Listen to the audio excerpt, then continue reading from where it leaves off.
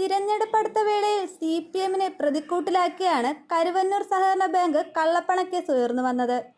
അതിനെ പ്രതിരോധിക്കാൻ CPM ക്യാപ്സ്യൂളുമായി പാടുപെടുന്നതിനിടെ ഇരുട്ടടി പോലെയാണ് ഇപ്പോൾ മുഖ്യമന്ത്രി പിണറായി വിജയന്റെ മകൾ വീണ വിജയന്റെ കേസും എത്തുന്നത്.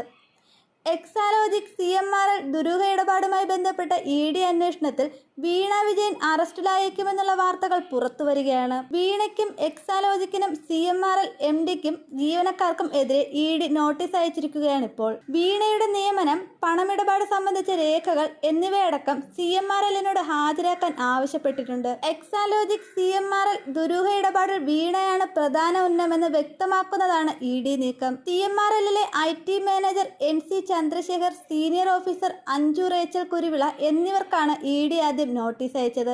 IT സേവനങ്ങളുടെ പേരിലാണ് CMRL വീണയ്ക്കും എക്സാലോജിക്കിനും 1.72 കോടി രൂപ നൽകിയത്. IT ആൻഡ് മാർക്കറ്റിംഗ് കൺസൾട്ടന്റ് എന്ന നിലയിൽ വീണയെ 2017 ജനുവരിയിലും മാർച്ചിൽ സോഫ്റ്റ്വെയർ ഡെവലപ്മെന്റ് മെയിന്റനൻസ് എന്ന പേരിൽ എക്സാലോജിക്കുമായി CMRL കരാറിലേർപ്പെട്ടു. വീണയ്ക്ക് പ്രതിമാസം 5 ലക്ഷം രൂപയും എക്സാലോജിക്കിന് 3 ലക്ഷം രൂപയും വീതമായിരുന്നു പ്രതിഫലം. എന്നാൽ വീണയും എക്സാലോജിക്കും ഒരു തരത്തിലുള്ള IT സേവനമോ സഹായമോ കമ്പനിക്ക് നൽകിയിട്ടില്ലെന്ന നിർണായക മൊഴി ആദായ നികുതി വകുപ്പിന് നൽകിയത് IT മാനേജർ NC ചന്ദ്രശേഖറാണ്. ഇതിന്റെ അടിസ്ഥാനത്തിലായിരുന്നു ചന്ദ്രശേഖറിന് ED നോട്ടീസ് അയച്ചത്. വീണയെ കൊടുക്കുന്ന മറ്റൊരു മൊഴി MD ആയ ശശിധരൻ കർത്തയുടേതാണ്. വീണയും കമ്പനിയും ഈ ദിവസം വരെ സോഫ്റ്റ്വെയർ എന്ന രീതിയിലോ മറ്റൊരു തരത്തിലും CMRLന് സേവനം നൽകിയിട്ടില്ലെന്നും എന്നാൽ മാസാമാസം കരാർ പ്രകാരമുള്ള തുക കൈമാറിയിട്ടുണ്ടെന്നുമാണ് കർത്തയുടെ മൊഴി. വീണയ്ക്കെതിരെ സമാനമായ മൊഴി നൽകിയ മറ്റൊരാൾ chief financial officer KS Suresh Kumar ആണ്.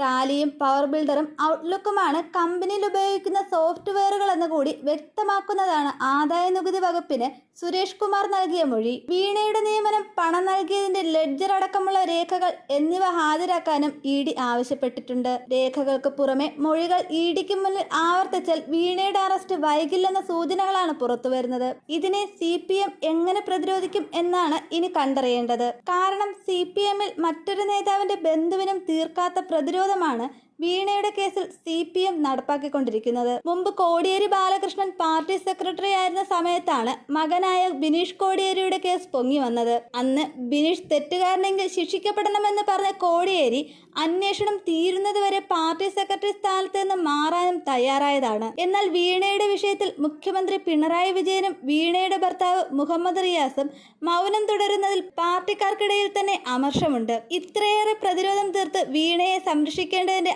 ആവശ്യമില്ലെന്നാണ് ഒരു വിഭാഗത്തിന്റെ നിലപാട്.